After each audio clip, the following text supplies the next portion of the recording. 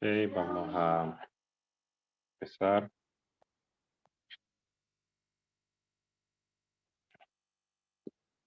La clase de ayer dejamos pendiente un problema y pues les dejé a ustedes allí a ver si tomaban la iniciativa de intentar resolverlo. Entonces, antes de que yo lo haga, me gustaría saber si alguno de ustedes lo intentó y si fue así o si se quedó en el intento, qué, qué tipo de análisis hicieron para resolverlo, ¿no? Cuéntenme.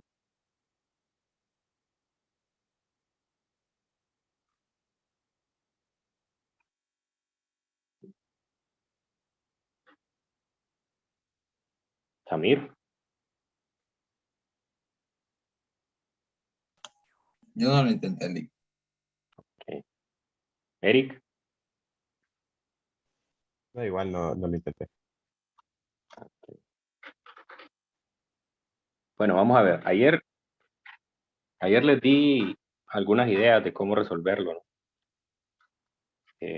Voy a poner otra vez la figura aquí. La voy a cortar solamente para poner la distribución de carga. Cortarla. Un problema que matemáticamente es mucho más sencillo que el de ayer, pero conceptualmente tiene un razonamiento más, digamos que no más difícil, ¿verdad? Pero sí hay que pensar varias cositas antes de resolverlo. Entonces, lo primero que debo de hacer con este problema es definir un sistema de coordenadas. Obviamente que el sistema de coordenadas siempre en estos problemas está centrado en el punto. En el punto, ¿no? Entonces, bueno, no necesariamente siempre, porque en el problema de ayer no coincidió el origen con el punto, pero en este caso coincide el punto con lo que naturalmente podría ser el origen del sistema de coordenadas. Entonces, eso me dejaría a la parte cargada positivamente del semicírculo en el segundo cuadrante y la parte cargada negativamente en el tercer cuadrante. Okay. Entonces, la clave para resolver este problema está en que nosotros definamos un elemento de carga similar para ambos segmentos. Es decir, aquí tengo mi primer elemento de carga, al cual le voy a llamar diferencial de Q positivo. Y en el lado opuesto, o sea, en la parte positiva, bueno, quizás creo que voy a mover esto porque me va a coincidir ahí con la línea del R y no quiero borrar o no quiero escribir sobre él. Lo voy a poner aquí. Ayer vimos que el diferencial usted lo puede poner donde usted quiera. Entonces este será el diferencial de carga positiva. De manera entonces que voy a definir un ángulo para caracterizar ese diferencial de carga aquí sobre el eje X negativo. O sea que los ángulos que sean positivos van a ser medidos de forma horaria. Recuerde que usted los ángulos los puede medir de la manera que usted guste. Entonces, en este caso, la parte positiva iría desde un ángulo igual a 0, que es en la parte del eje X negativo, hasta un ángulo igual a pi medios. Vamos a escribir en radianes. Hasta pi medios, que es cuando termina el segmento en el eje de las Y positivas, ¿no? Ahora voy a definir un segmento de carga en la parte negativa, idéntico al primero, idéntico en el sentido de que tienen las mismas dimensiones, de que están al mismo ángulo. Entonces también aquí voy a definir un ángulo teta, pero este se mide al contrario. O sea, se mide desde el eje X negativo hasta el eje Y negativo. A este le voy a llamar un diferencial de carga positiva. Entonces, de la misma manera, la carga negativa, por la referencia que he tomado del ángulo, iría desde 0 hasta pi medio. O sea, es decir, subtienden exactamente el mismo ángulo que es pi medio, 90 grados. Ok, seguramente se preguntan por qué estoy midiendo los ángulos así y por qué no lo hago naturalmente, como podría ser decir, bueno, la parte positiva va desde pi medios hasta pi, o sea, de 90 hasta 180. ¿Y por qué no digo la parte negativa va desde 180 hasta 270? Sí lo puedo hacer así, claro que se puede resolver el problema así. Ahora, si yo resuelvo el problema así, entonces me va a quedar un poquito más difícil, porque los ángulos tendría yo que utilizar algunas identidades trigonométricas para encontrar la simetría que directamente me va a dar esta referencia que estoy tomando aquí. Entonces, esta referencia es la que me permite simplificar el problema más. O sea, lo puedo hacer de la manera que les mencionaba anteriormente, pero eso va a implicar un mayor trabajo. Entonces, esta recomendación siempre la voy a hacer para el caso de las distribuciones de carga que sean arcos, ya sea circunferencias completas, semicírculos o un segmento nada más de la circunferencia. Siempre esa es la recomendación que les voy a hacer. Aprovechar esa simetría. Entonces, este es el paso 1. Paso 1 es definir dq. Ahora, una vez que defino los diferenciales de carga, entonces me doy cuenta de que voy a tener dos campos eléctricos asociados aquí. Un vector de campo eléctrico que viene pues acá justamente. Este sería el diferencial de campo negativo y otro que viene por acá, que sería el diferencial de campo positivo. ¿Ok? Son vectores. Y noto pues que el ángulo θ está aquí también, por relaciones de ángulos opuestos. Entonces, por lo tanto, el campo eléctrico total, entonces, ese sería el segundo paso. El paso 2 es definir E total, o el campo total, ¿no? Segundo paso, entonces sería decir, bueno, entonces el campo total en el punto P es la suma vectorial del campo positivo más el campo negativo. Y como ven, cada uno de los dos campos tiene tanto su componente en X como su componente en Y. El campo que está en la parte, el campo negativo está en el tercer cuadrante y el positivo está en el cuarto cuadrante. Entonces tengo que tener cuidado ahí de hacer la descomposición de esos vectores de forma adecuada. Entonces voy a hacer aquí la suma vectorial y voy a descomponer cada uno de ellos. Primero empezamos con el positivo. Este va a tener una componente en X positiva en la dirección de X más una componente en Y. Y pues es un vector que está en el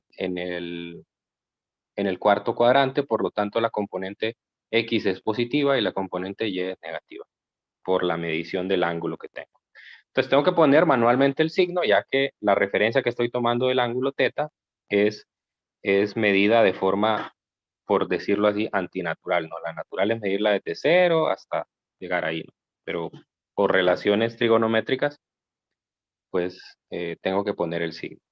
Pues me quedaría aquí DE más, que es la magnitud del campo, por el coseno de teta en la dirección de X, menos DE más por el seno de teta en Y. Similar para el campo negativo. DE menos va a tener una componente negativa, una componente en X, una componente en Y. La componente en X, si se fijan, este vector está en el cuarto cuadrante, por lo tanto, ambas componentes son negativas.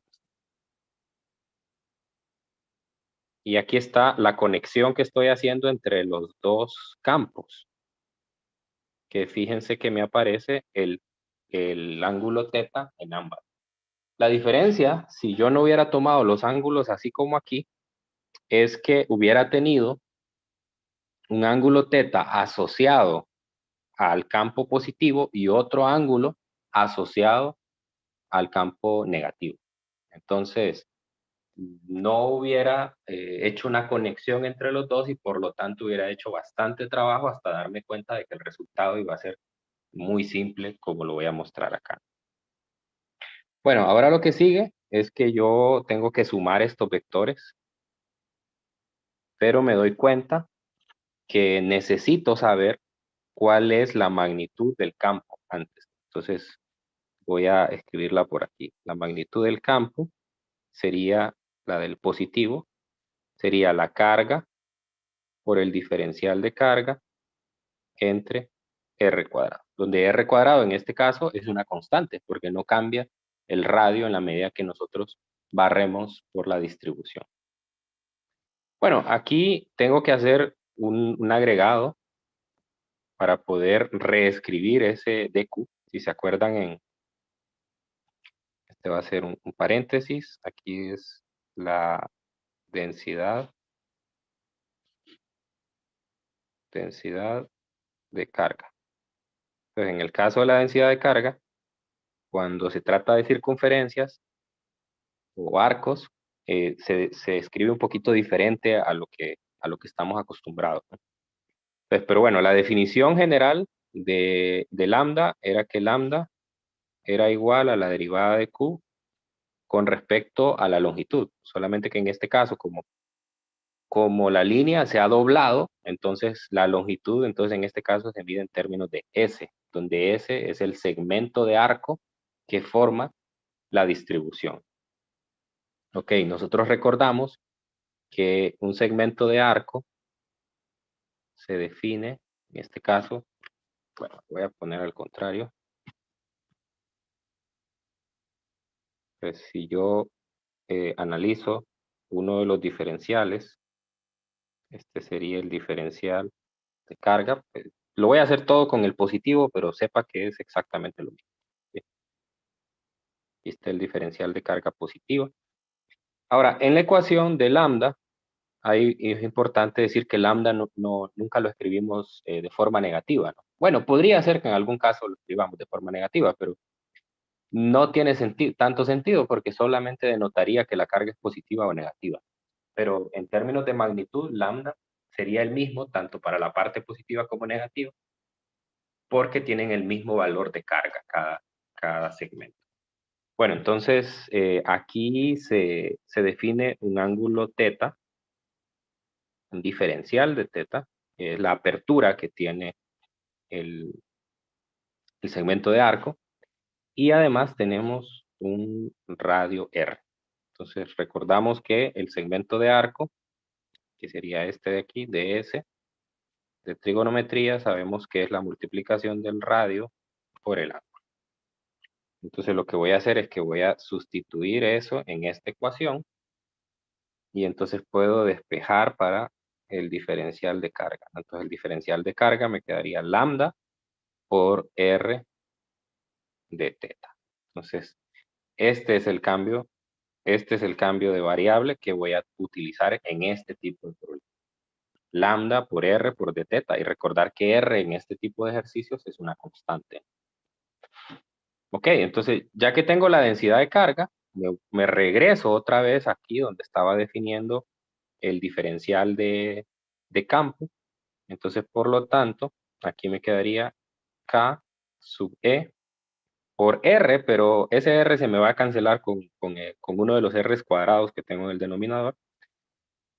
Entonces, de una sola vez solo pongo lambda por el diferencial de teta entre R. Y aquí me doy cuenta de que esto es indiferente de cuál sea el signo de la carga, porque ambos tienen el mismo valor de carga. Entonces, por lo tanto, esto es también la magnitud del campo negativo. Acuérdese que cuando nosotros escribimos esta ecuación de campo, hay un valor absoluto sobre la carga. Entonces, da igual si la carga es positiva o negativa, siempre y cuando tenga la misma magnitud, entonces pues el lambda es el mismo para los dos. Y si lambda es el mismo para los dos, R es el mismo para los dos, entonces por lo tanto la magnitud es la misma. ¿Sí? Voy a mover un poco esto porque se me montó aquí un poco en lo que quería hacer. Y bueno, aquí me doy cuenta entonces que si las magnitudes son iguales, entonces por lo tanto estas se cancelan.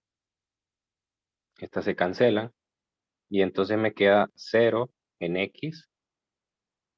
Y si los campos, si las magnitudes son iguales, entonces me quedaría 2 veces la magnitud del campo positivo o negativo, como quiera, por el seno de teta. Entonces esto sería el campo total en el punto P. Si se fijan, me queda mucho más simple. Y si yo hubiera definido los ángulos, como les mencionaba al inicio, o sea, que la parte positiva va de 90 a 180 y la negativa va de 180 a 270, entonces no hubiera visto esta simetría antes de la integración, que esa es la ventaja. La simetría la noto antes de la integración. Entonces, ahora, en el paso 4, el paso 3, pues lo que hacemos es integrar. ¿Puedes subirlo un poco antes de continuar? Solo. Sí.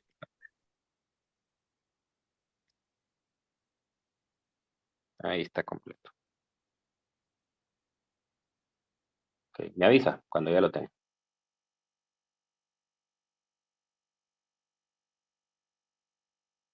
Bien, me detengo para ver si hay alguna pregunta. Si me están captando, si van siguiéndome la idea, o si hay alguien que se perdió en algún punto por ahí. Listo. Gracias, Eduardo. Alex, si me puede volver a explicar un poquito del paso 1 de definir los ángulos que hice medio, me perdí un poco. Ok, bueno, lo natural sería que usted diga, la parte positiva va desde 90 hasta 180, ¿verdad? Y que la parte negativa va desde 180 hasta 270. Ok, ¿por qué no hago eso? Bueno, no es porque no quiera, sino que estoy tratando de mostrarles el camino más corto para resolver el problema.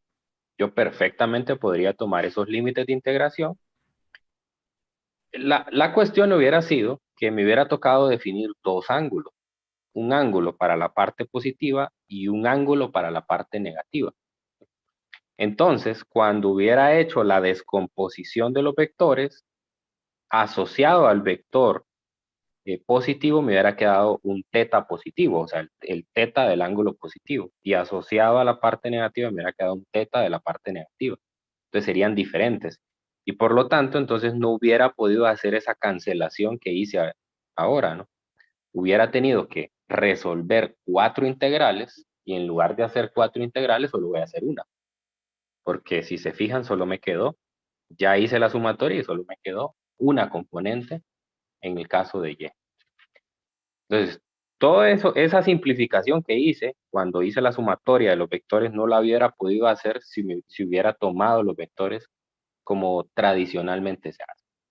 Entonces, sepa usted que tiene la libertad de definir los vectores como quiera, ¿no? Porque en este caso estoy haciendo un tratamiento individual de la parte positiva y de la parte negativa. Entonces yo estoy definiendo los ángulos como que se miden no desde el eje X positivo, sino que se miden desde el eje X negativo. Y que los de la parte positiva se miden de forma horaria y que los de la parte negativa se miden en forma antihoraria. ¿Para qué? Para que al definir los dos diferenciales de carga, aquí me equivoqué, este es diferencial de carga negativa, para que al definir los dos diferenciales de carga me hubieran quedado idénticos. Eso hace además que los diferenciales de campo sean idénticos y que los ángulos sean los mismos. Entonces, por eso lo hago de esa manera. Esa es la razón. No sé si queda clara la intención de hacerlo así. Sí, sí. Gracias, Lick. Ok. ¿Alguien más?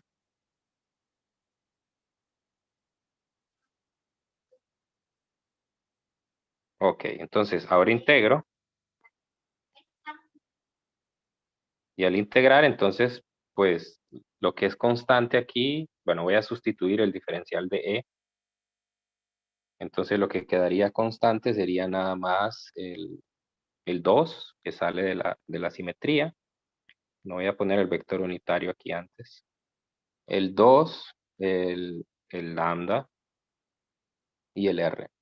Y el R. Ese R porque el R es constante. Ah, y aparte pues es negativo. Es negativo. Y luego la integral, entonces en este caso, como le digo, usted aquí puede escribir el más o el menos. El más o el menos. Y, y para los dos acabamos de ver que los límites de integración son los mismos. Entonces, o pone el más o pone el menos porque son iguales y los límites de integración siempre van a ser de 0 a pi medios de el seno de teta. Nada más. Creo que me hizo falta algo. Me hizo falta el K sub E. K sub E. Ahí sí. Ok, entonces miren a qué se resumió todo, a una integral súper sencilla, que es una integral que da 1. A ver si me confirman. El integral del seno, pues es coseno, ¿no? Y el coseno de pi medios es 0. Y el coseno de 0 es 1. Entonces, a ver.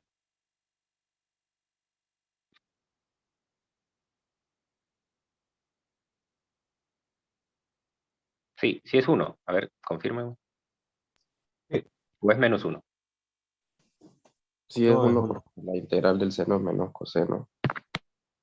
Ah, es menos coseno, sí, ¿verdad? Entonces queda, es cierto, queda ese signo menos. Bueno, entonces, listo, entonces queda muy sencillo, ¿no? Queda solamente 2K sub E por lambda sobre R en Y, negativo. Ahora, lo que hace falta es el último paso de escribir quién es lambda, porque lambda no es un dato del problema.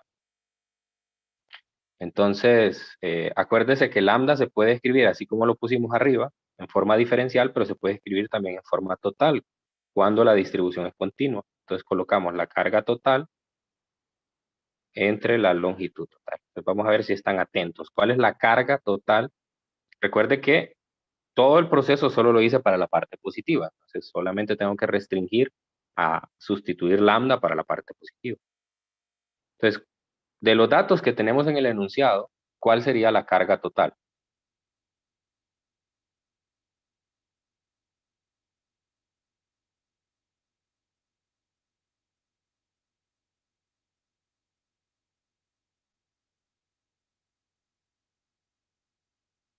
¿Cuál es Q total?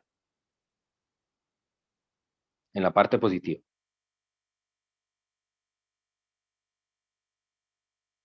Pues Q, ¿verdad? Está, está. Entonces eso es la carga total. Ahora, ¿cuál es la longitud total? ¿Cuál es la longitud total en base a los datos que nos dan?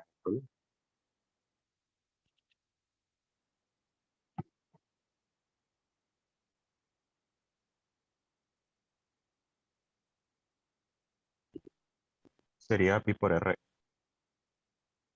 Pi por R. No, porque acuérdese que solo estoy trabajando con la parte positiva, solo con la mitad. Y cuartos. No, entonces sería pi medios por R, ¿no?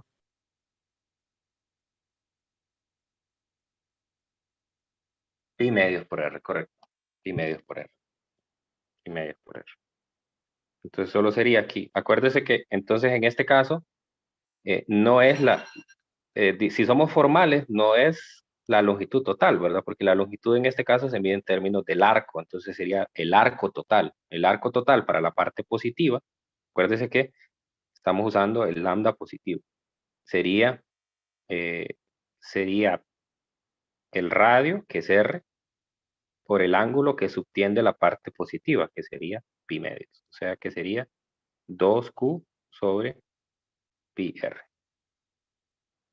Al sustituir eso, el E total me quedaría negativo 2 veces la constante eléctrica, bueno, 4 veces la constante eléctrica por Q sobre pi R cuadrado. Y pues son significativamente más sencillos estos problemas que el anterior. Ahora, se volvió más sencillo porque aproveché la simetría, por eso, ¿no? Entonces, para mí, esa es la lección del problema, ¿no? Hay que buscar simplificar mediante la simetría de la distribución y el punto, obviamente, para que sea más fácil. Bien, ¿cómo puedo comprobar esto? Vea que tengo una forma de comprobarlo. Y como estaba haciendo los últimos problemas, puedo usar el simulador de FET que usaron en la quinta práctica de laboratorio para mostrarlo, ¿no? Fíjese que ahí lo tengo. Aquí, bueno, que no se me borró. Ahí lo tengo. Intenté, ¿verdad? Obviamente que no es tan fácil poner las cargas de forma simétrica, ¿verdad? Hay que ponerlas manualmente. Pero intenté ahí poner las cargas positivas, igual arriba, en el cuarto de circunferencia, y en el otro cuarto la parte negativa. Entonces, obviamente el vector no me queda completamente vertical porque es muy difícil ponerla simétrica. Pero si notan, prácticamente se nota que el vector de campo está dirigido solamente en Y. Si las hubiera puesto muy bien, entonces haría que entre más simétricas pongo las cargas, pues más hago que el vector se vuelva en Y. Eso confirma el resultado que acabamos de encontrar. Recuerda que una distribución de carga continua, pues no es más que la suma de pequeños diferenciales de carga. Entonces puedo comparar aquí, en este simulador, eh, ya sea moviendo las cargas, ordenándolas de forma que me generen una distribución. Entonces, usen este simulador porque para resolver estos problemas les va a permitir a ustedes comparar o comprobar lo que acaban de encontrar en su solución. Bueno, antes de pasar al último problema, no sé si hay alguna duda con la solución.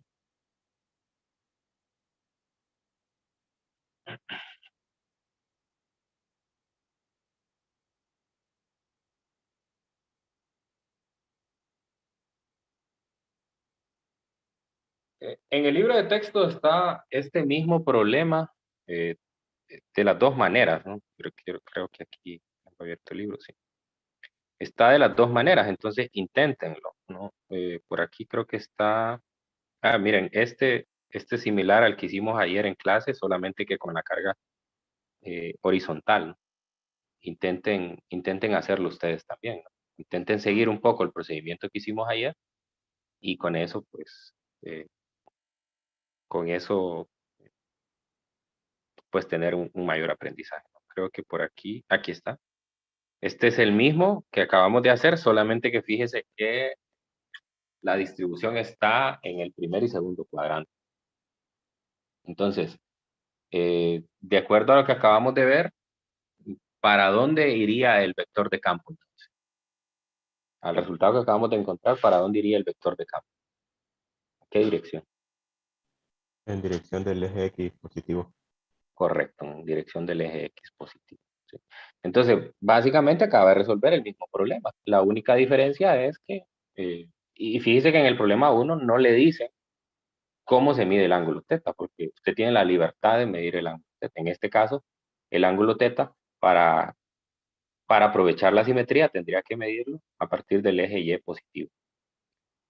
O sea, es decir, ahí sería el 0, y luego hasta barrer toda la parte negativa sería pi medios, y hasta barrer toda la parte positiva también sería pi medios, y otra vez aprovecharía la simetría.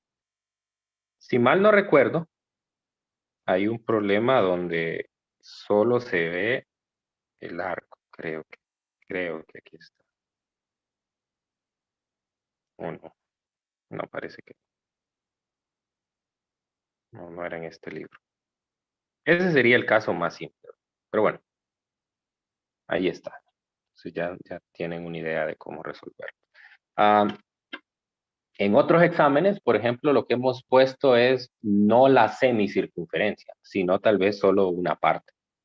Por ejemplo, solo, digamos, si esto fuera el sistema de referencia, poner solo el arco así. Aquí. Pero de manera que esto forme un arco. Entonces, ya se ha dado, por ejemplo, el ángulo que hay aquí, digamos alfa. Pero incluso si usted es muy observador, a partir del resultado de este problema podría incluso encontrar eso. Pero eso ya se los dejo a ustedes para que exploren y miran otras posibilidades. Bueno, el último tipo de problemas que vamos a revisar es el que se llama el movimiento de partículas cargadas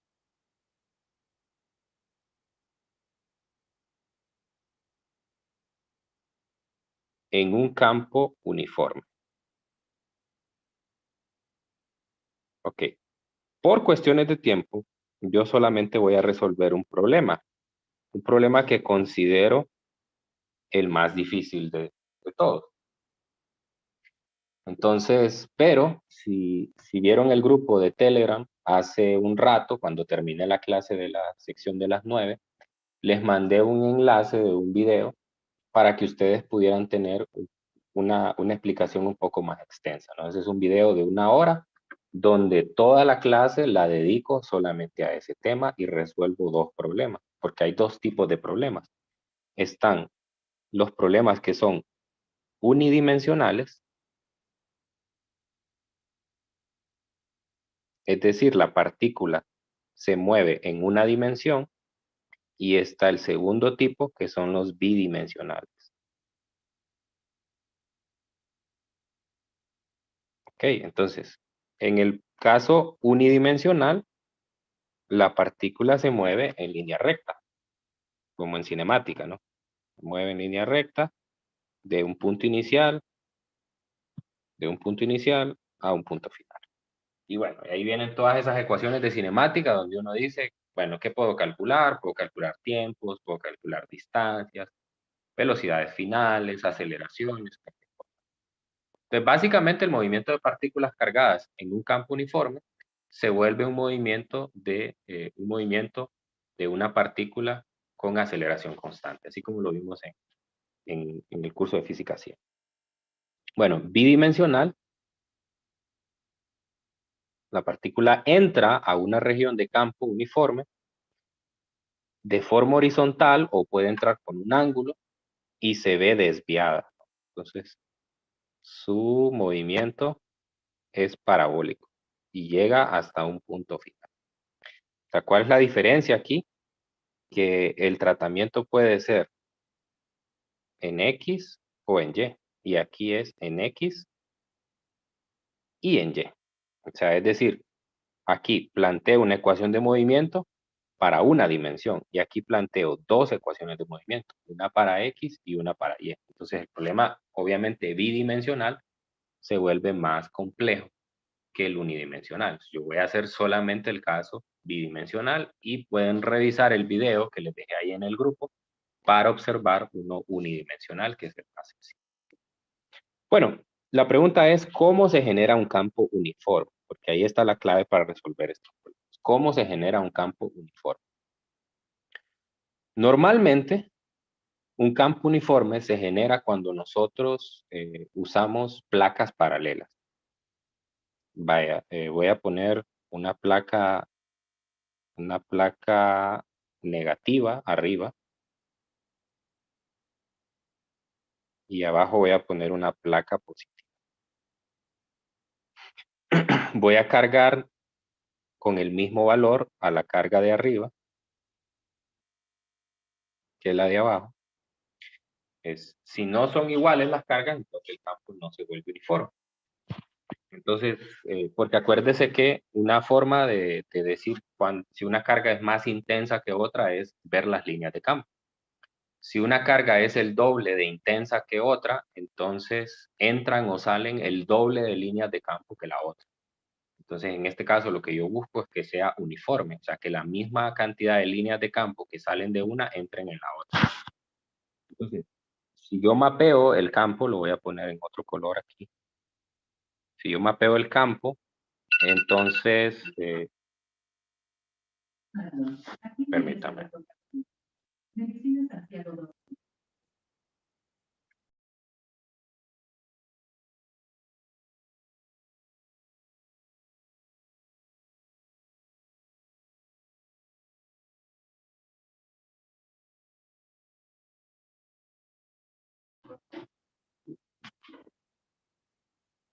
Ok, sigamos. Entonces, las líneas de campo irían desde la carga positiva a la carga negativa. Y como se trata de un campo uniforme, entonces las líneas de campo son equidistantes.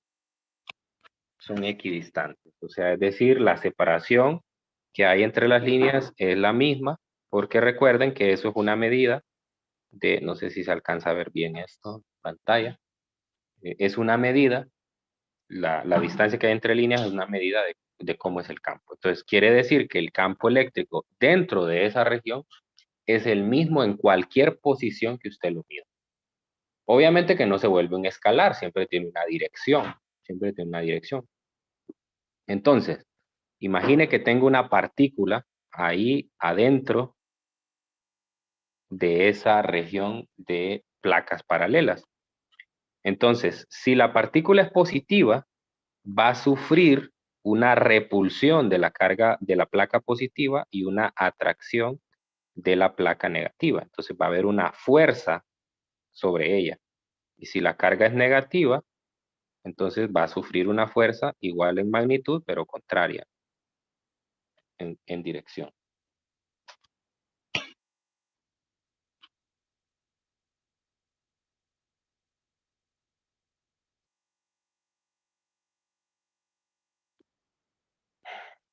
Ok, entonces esa fuerza, nosotros sabemos que es igual a la carga,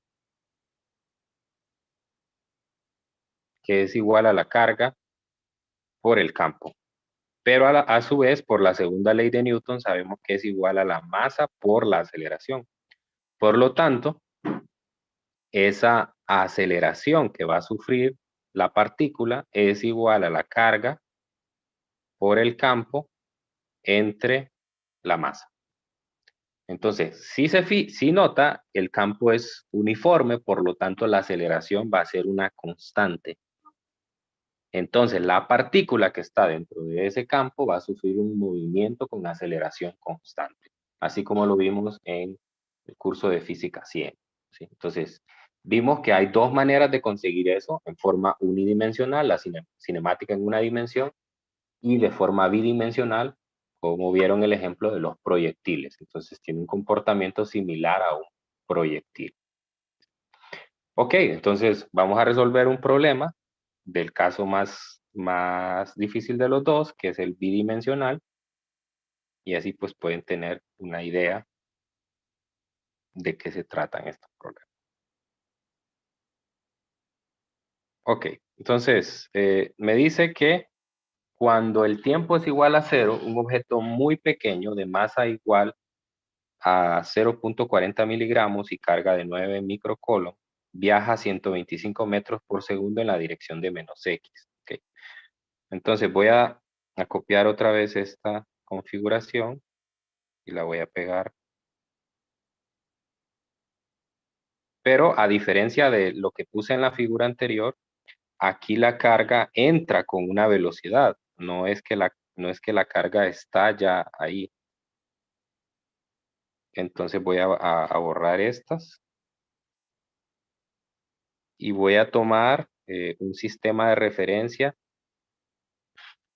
aquí pues, no sé exactamente en qué punto entra, ¿no? Pero entonces yo defino ahí algún punto donde quiero eso. Entonces este sería el eje X.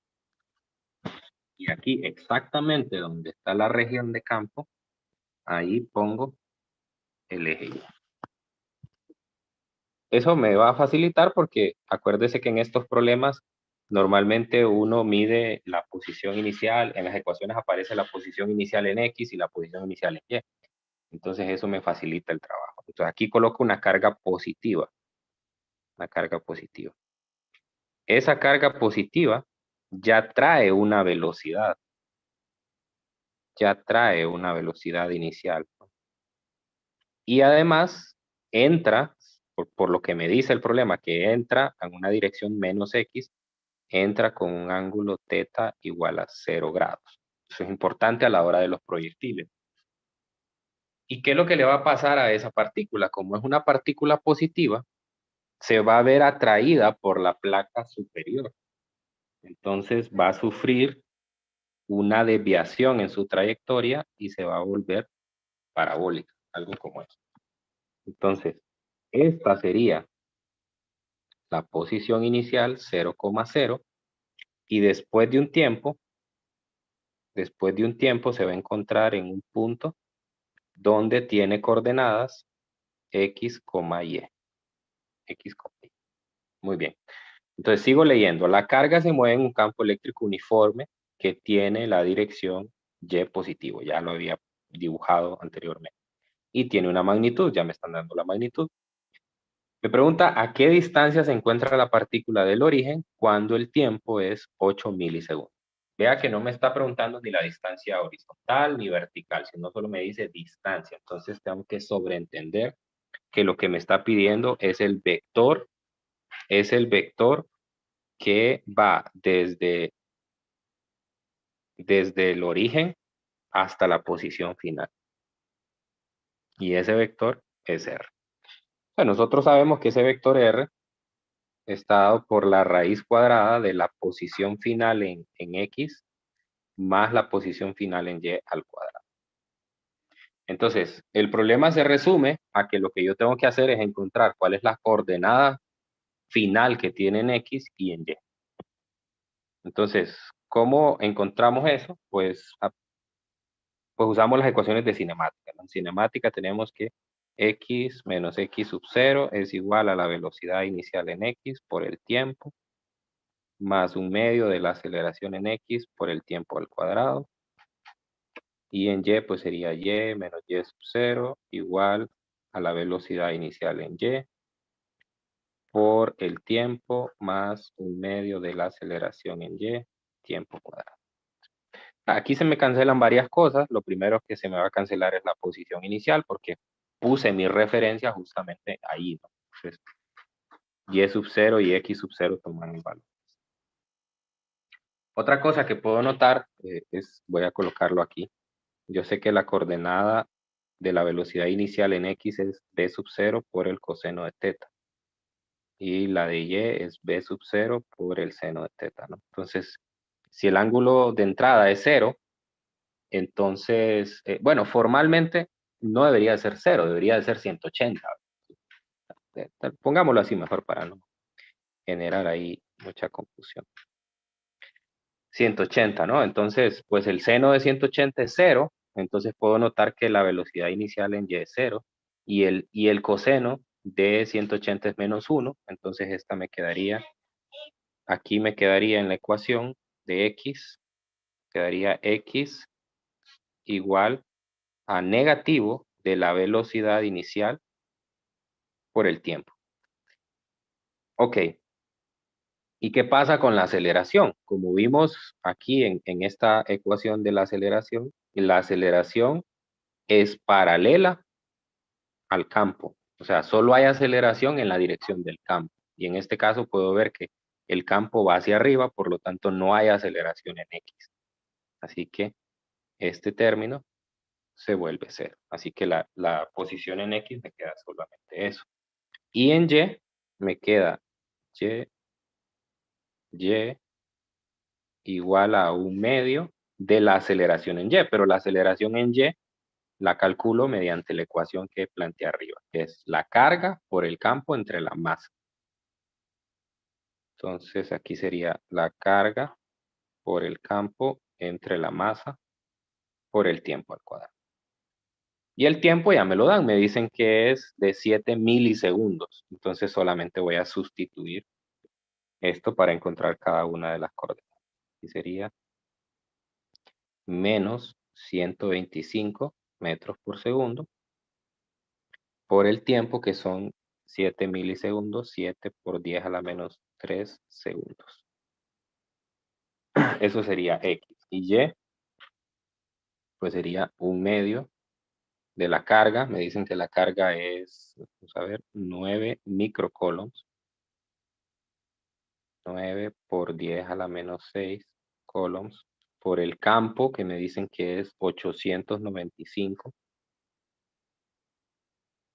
newtons por coulomb. Voy a mover un poco esto.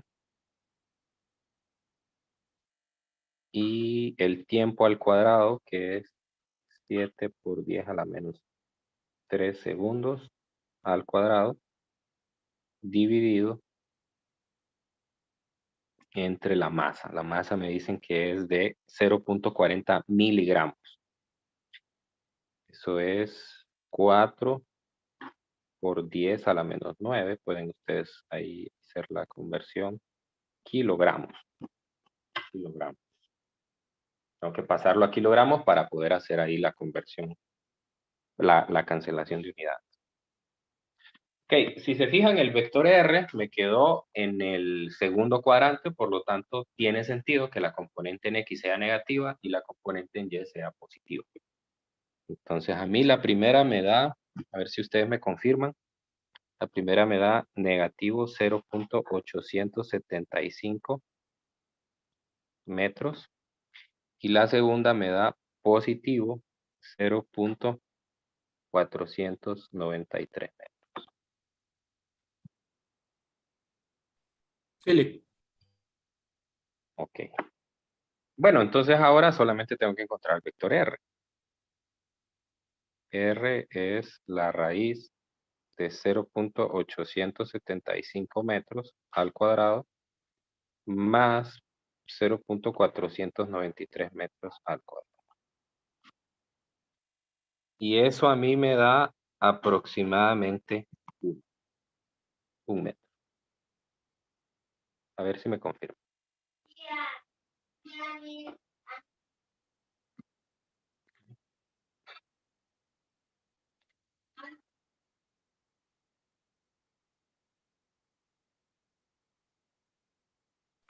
Confírmale. Ok, bien. Entonces, así son estos problemas, ¿no? Obviamente yo estoy haciendo el caso más difícil cuando me toca hacer un análisis bidimensional.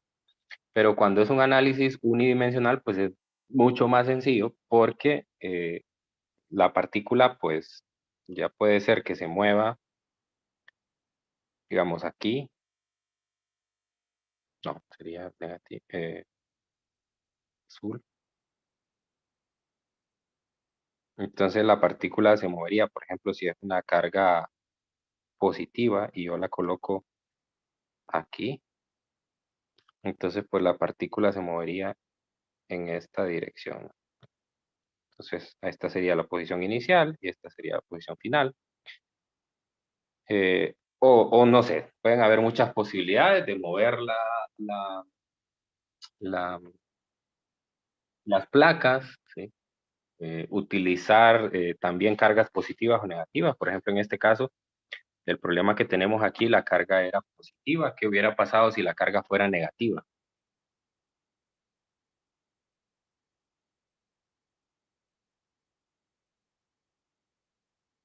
¿Qué creen que hubiera pasado si la carga fuera negativa? O sea, si en lugar de ser positivo 9 microcoulombs hubiera sido negativo 9 microcoulombs. Hubiera estado en el tercer cuadrante. Hubiera estado en el tercer cuadrante, es decir, la parábola ya no sería cóncava hacia arriba, sino que sería cóncava hacia abajo. O sea, la desviación que genera la región de campo es a la inversa, ¿no? O sea, es decir, la forma de la parábola que vamos a tener va a depender de dos cosas. Si se fijan aquí en la ecuación de aceleración, va a depender del signo, porque el signo de la carga está ahí implícito, y va a depender de la dirección en la cual va el campo, ¿no? O sea, es decir, si se trata de una carga positiva, entonces, ojo, esto anótenlo, ¿no? Si se trata de una carga positiva, la aceleración es paralela a las líneas del campo. Si la carga es positiva, la aceleración es paralela a las líneas del campo. Y si la carga es negativa, la aceleración es antiparalela a las líneas de campo. Ahí se logra ver en esa ecuación. Entonces, lo que es lo mismo, bien, cambiar aquí, ¿no? Es decir, note que la aceleración aquí es hacia arriba porque la carga es positiva, pero si la carga fuera negativa, entonces la aceleración iría hacia abajo. A diferencia de en los proyectiles, que pues ahí nunca va a cambiar la dirección de la fuerza, siempre la fuerza es hacia abajo, porque el campo gravitacional siempre es atractivo, ¿no? Y aquí no, aquí puedo tener atracciones y repulsiones. Entonces la parábola puede ser hacia arriba o puede ser hacia abajo. Bueno, ¿alguna pregunta antes de cerrar la clase?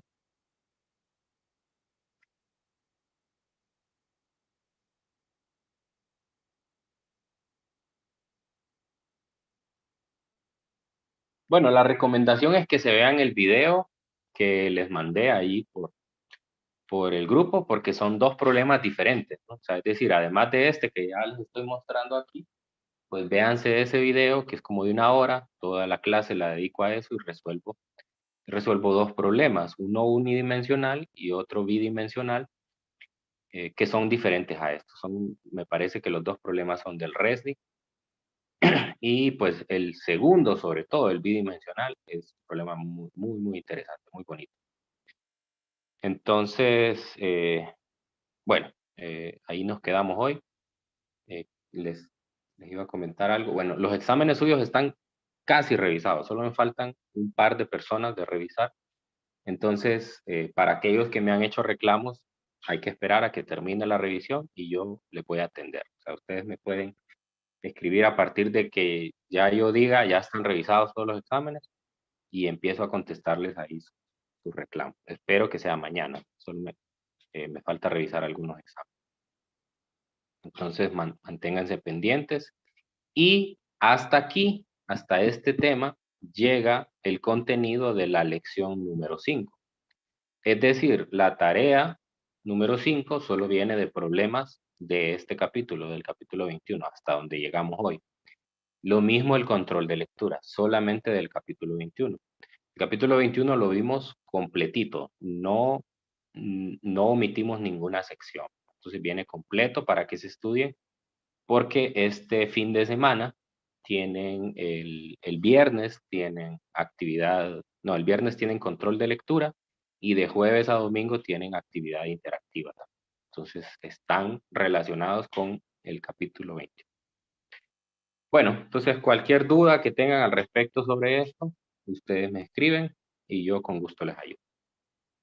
Que tengan un feliz día y nos vemos mañana.